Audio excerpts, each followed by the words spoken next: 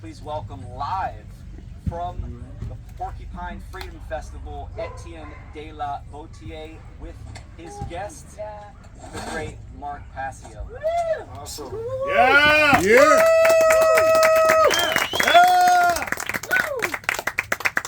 So hey, it is great to be with you and your audience today. And as you mentioned, we're coming to you live from the Porcupine Freedom Festival. And Mark and I were both guests here, and I decided to bring him along to ride shotgun because I couldn't think of anybody else better to talk about natural law, the importance of natural law, and philosophy of voting as violence. For those that are not familiar with the Porcupine Freedom Festival, it is the largest get-together of the Free State Project. The Free State Project is an effort to move 20,000 plus libertarians, voluntarists, peaceful anarchists to a single state where they can have an outsized impact on rolling back government, just in the short term, protecting life, liberty, and property, and in the long term, who knows, perhaps a peaceful and orderly secession from the United States and creating a laboratory of liberty where we can prove that you can have peaceful and harmonious societies without government. And so we're in the White Mountains of New Hampshire with about 2,500 to 3,000 plus freedom lovers. And we're going to talk today about why voting is violence and you shouldn't participate in organized crimes, rigged poker game, except in New Hampshire. And so, Mark, do you want to introduce yourself? Yeah. Well, I'm Mark Passio of whatonearthishappening.com. I generally try to do the work of informing the population regarding tactics of mind control and social engineering, and of course doing the work of publicly, morally educating the population about rights, about what is natural law, what are the transgressions against natural law, and how we can bring our behavior into alignment with objective morality so that we can become free. That's the work that I've been teaching for the last 16 years, and I'm really happy to be here as part of the Freedom Under Natural Law Conference, and thank you to Howard for inviting me to be his guest on this segment. Yeah, and thank you to Will Keller for putting all this together, and John and everybody that was involved in it. I'm going to go ahead and start sharing my screen right now, and we'll just get kind of right into it. Mic closer.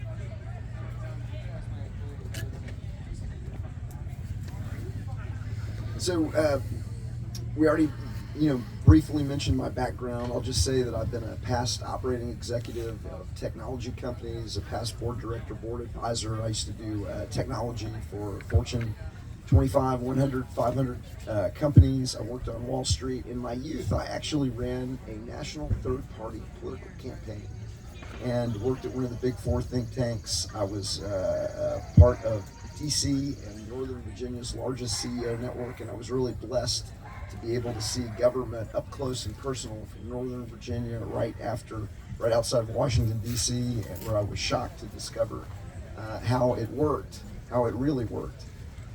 My book, I'm best known for the book Government, the Biggest Scam in History, which has been designed to wake up your friends and family to the scam of government, which I look at as not so much something that was created to protect life, liberty, and property, as we've been told by the mandatory government school, but is really something designed to rob and control populations. It's best thought of as a technique to control populations.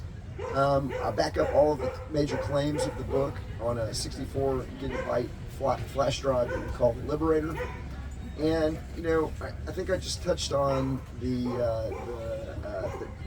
what I like to call the executive summary of the executive summary, which is that the government, media, and academia are run by what I like to call intergenerational organized crime.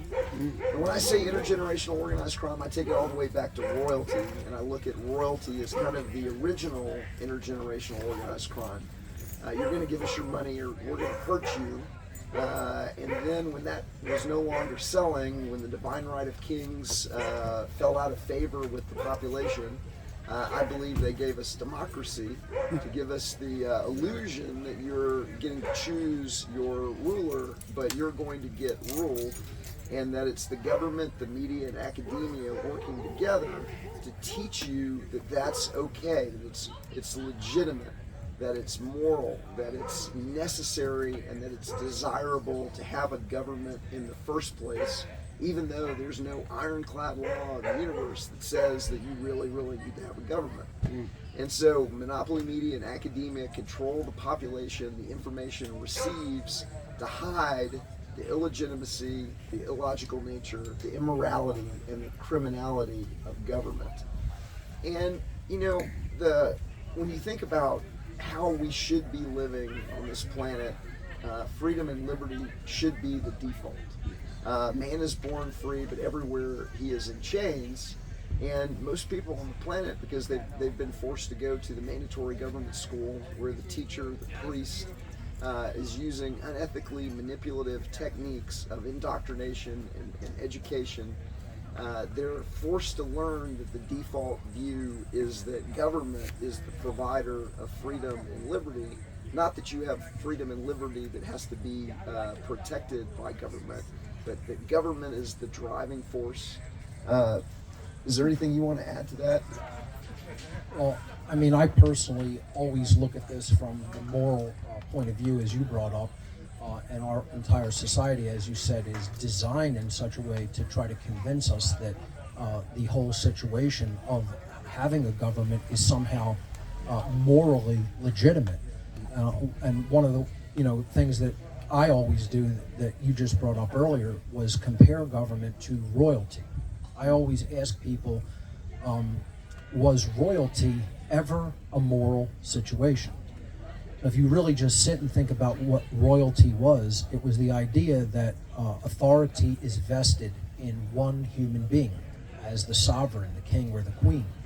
And they have the right to issue commands to their subjects. And if we're really being honest with ourselves and dropping euphemisms, being a subject means being a slave. You don't have the option to not comply, or as you said earlier, they would send their henchmen to do violence unto you if you didn't comply with the decrees of the king or the queen. So I just always ask people to just consider, is that a moral situation? Is there any morality in one person saying, I have authority over another person, and they are essentially my subject/slave, and they must obey my decrees that I call my laws, or I will indirectly conduct violence to them through order followers that I order to go and follow my bidding and do violence to otherwise peaceful people? Was that ever in human history a moral situation? And I think if people are being honest with themselves, they will acknowledge there's no morality in that. That's inherently violent. So, as Howard said, they dropped that storyline, right? That storyline was no longer working with people, the divine right of kings, right? So they decided to, euphemize it and turn it into this thing called government, whereby they try to convince people that they're somehow involved in the decision making, when that's just illusory, and they're basically, picking a new master over a course of 2 or 4 years. So, but think about the situation in the ancient world, right? If all the subjects could get together and vote on who the next king or queen would be, instead of it being based on bloodline lineages, would that be a moral situation? Is that not still perpetuation of violence, right? If all the subjects can say, well, this person's going to be voted in to be the next king or queen, the same situation of violence is still in place. Nothing has changed there just by giving the people the right to, quote, choose a new king or queen. Even if it were true that they're really picking them, it's not really the case. That's also illusory, that we're choosing our next government leaders, right? It's all a scam, as Etienne rightly points out. But I always just ask people to look at it from the perspective of, was royalty ever moral? Could there be such a thing as a moral or ethical king? It's not possible, because the entire ideological basis of having a king or queen is that they have authority vested in them over other people. And then that authority is always backed by violence. It's always backed by, if you don't agree to abide by my edicts, my commands called laws, then we will send henchmen to do violence unto you. And that can never be moral. There's no morality in that. So anybody that supports that situation is supporting violence. It's actually very logically simple and very logically consistent with itself. The problem is us. The problem is human beings aren't honest with themselves about what that situation is. They want to justify it. They want to euphemize it. You know, as I talk about in my work, justification comes from the Latin roots jus and faceo. And if you put them together, it means literally to create a right. Jus means a right, or that which is moral. And faceo, facere in Latin means to create or to make. So justification, we put those root words together, and it literally means to create a right. Okay? Jurisdiction is another thing. They say they have us under their jurisdiction, their authority. Jus juris, right. Okay? Dicto dictere in Latin means to speak or to say. Jurisdiction just means to say what a right is, to speak and therefore create a right. This is what humanity tries to do with government, is make justifications and create rights from wrongdoings. To make a wrong into a right is all people who say, we're going to implement a government, we're going to delegate authority to them that we ourselves don't have as individuals, but we can magically turn those wrongdoings into a right because we do some pseudo-religious ritual and call it government. You know, it's never been moral. It can never be moral. And that situation is a form of mind control that people literally have to completely change their consciousness to see past as a technique of pure mind control and ultimately of slavery. Which is an excellent segue into my next slide, which for the folks viewing here says it is impossible to have a legitimate government. Now I know that everybody that, you know, we've got a sophisticated audience and everybody here knows it, but I really do want to reinforce it for anybody that's tuning into this for the first time, because I'm kind of frequently shocked as to, you know, how often that I'll be on a podcast and I'll go over this with the host, and right after I explain that it is 100% impossible to morally, legitimately, logically have a government. You just, you know, it's impossible to delegate rights that you don't have personally to a representative or to a government, that you can't be bound by a social contract that you didn't sign. And if democracy isn't valid for me and two of my friends voting to rob you because there are two of us and one of you, then no additional number of people is going to make it moral and legitimate. And I'll go over that in, you know, kind of detail, in more detail than I just took with this, you know, audience. And 5 minutes later, the host will say, yeah, but you know, we just got to have a government. Like, yeah, like a little government. We got to just like a little bitty government because of whatever they want to insert in there. And I describe it as one of the main two pillars that really have to fall within somebody who's been brought up by the, you know, the Government Indoctrination Center, is that you really, like, it's tough for people to really wrap their heads around that you cannot have a legitimate government. I mean, there's no way to do it. You can't do it with an election. You can't do it with coronation. And it's sad that I feel the need that we've got to like reinforce that just to be able to get on the same page to have the conversation. But that's number one or number two. Now, I have another slide that's up here, and it says, and this is where I tread, and some people are going to feel uneasy, but the Constitution was either a scam or a dumb idea. There's no, there's no other option for the validity or the necessity or the legitimacy of the Constitution. It did not, even if you like the Constitution, and I have a little meme up on the screen. It's the only meme in my book twice. it says, it's got Washington at the signing or the ratification. And it says, sign right there, where it says, we give ourselves the power to make up rules and take the wealth of others.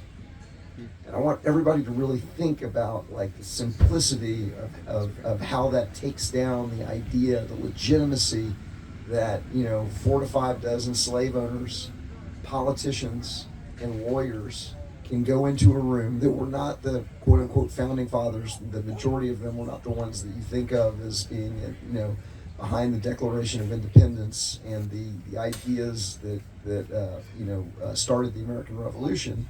It was some Johnny-come-lately lawyers and politicians, and they imposed a one-sided contract on the population, whether the population wanted to go along with it or not. And the thing that they got to was, at the end of the day, it didn't work. It didn't protect life, liberty, or property. It didn't protect the basic civil liberties outlined in the Bill of Rights, and it didn't limit government at all. We've got the largest government the planet has ever seen, and so even if you believe in the idea of being able to bind down government using a document, at the end of the day, the experiment didn't, you've got to really say, hey, not only did the experiment not work, but they threw out the Constitution 5 minutes after the government went online, when Washington and Alexander Hamilton led an army of 13,000 people into Pennsylvania to put down the Whiskey Rebellion. And so they threw that Bill of Rights out the door 5 minutes after they had the new government in power.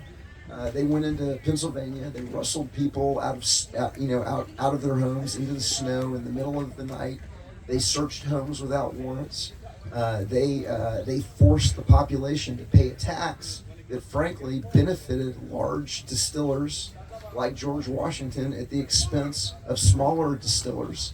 Okay, and they began to enforce this, personally enrich themselves through taking offices in the new government. So 80% of the participants to the Constitutional Convention, okay, that was not authorized to replace the Articles of Confederation, was only authorized to amend the Articles of Confederation.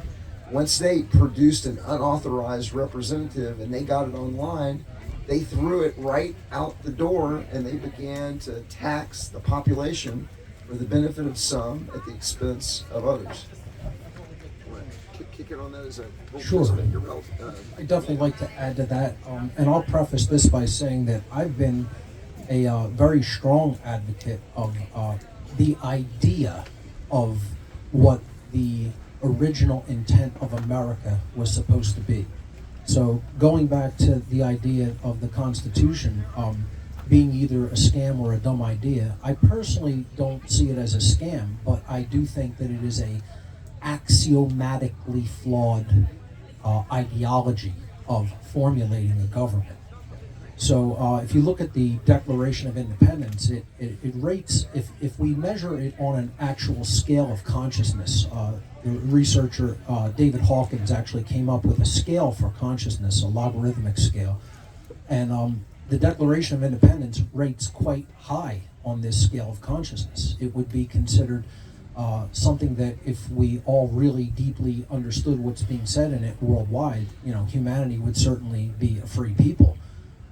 The problem is, right as Etienne was saying, almost immediately thereafter of freeing ourselves from the rule of the crown, we immediately went back to axiomatically flawed ideas that we have to constitute a government to somehow control the population. If you rate the Constitution on this same scale of consciousness, it rates exponentially lower in consciousness compared to the Declaration of Independence. So I don't, again, see it as a scam deliberately instituted, but I see it as the people who implemented it simply weren't at a high enough level of consciousness to understand the inherent immorality in government as an idea. This is where my work tries to get to the causal factors of human problems. You could research the symptoms from now until the end of time, and all you're basically doing is describing your cage. And the whole point is not to put yourself in the cage by the causal factors. And the causal factors always lie at the mental level.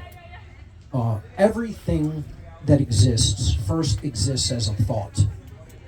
And then from our thoughts, we proceed into carrying out into physical manifestation what we believe in the mind, or what we want to see, and we formulate that in the mind. This is the entire problem, is that we have axiomatically flawed thoughts. We're not taking things back to first principles of morality and gauging whether or not to implement that thing is actually an inherent moral right that an individual possesses. We never take it down to that level as a people. Obviously, individuals here have thought at this level, because they take philosophy seriously, and they know that philosophy is really ultimately the answer to get out of this situation of slavery in which we've worked ourselves into. But going back to the point here is that you have to work out those ideas that are axiomatically flawed. You have to work them out of your mind like the viruses that they are. And the problem is most people have stayed attached to these things with religious fervor. They don't understand that those very thoughts that they hold dear and think that are true so deeply are actually the things put there to enslave them. And they have to understand that the pathway for freedom is actually undoing all the immoral thoughts, the thoughts that people believe can somehow be morally legitimate, but in practice in the world, they're actually based in violence, which can never be moral. It's teaching real morality, real objective morality. When people hear morality, they got to put out of their mind religion, number one. Religious morality is not true morality. Anybody that believes that any religious system is teaching true morality is sorely mistaken and under mind control. Religion is not put here to do that, just as government isn't put here to protect your rights. Religion's here to teach people a false notion of morality when there's a real one, because the people who want the slavery system to continue, you don't think that they've infiltrated all religions like they've infiltrated every other institution of humanity? They've infiltrated government, they've infiltrated media, they've infiltrated education, they've infiltrated entertainment, they've infiltrated law enforcement, banking, military, but they just haven't infiltrated religion, right? They're not there to teach you a false morality so that you continue to believe that ideas like government are actually moral. No, religion could never be that, That's all I have to say, because, it's something that people have to really consider from a higher level perspective and a more streetwise perspective. They have to stop being so naive in their thoughts that, just somehow one institution gets a pass, and they've been doing the right thing all along. No, it's all in with the same mafia. It's all in with the same cult. The same scam as Howard talks about, and it's just there to get you to buy into a false notion of morality instead of understanding real morality, which could never, ever see something like government as something morally legitimate when it's based on coercion, violence, and duress, things that no human being should ever be held in.